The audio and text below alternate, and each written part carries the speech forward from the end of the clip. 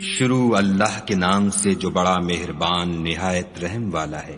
اے محمد صلی اللہ علیہ وآلہ وسلم، اپنے پروردگار کا نام لے کر پڑھو جس نے عالم کو پیدا کیا، جس نے انسان کو خون کی پھٹکی سے بنایا۔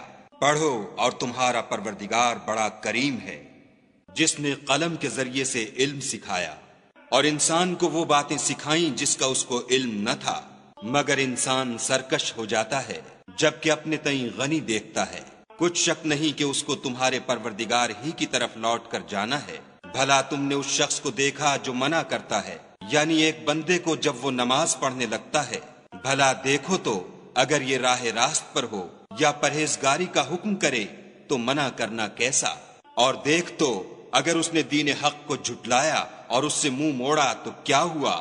کیا اس کو معلوم نہیں کہ خدا دیکھ رہا ہے؟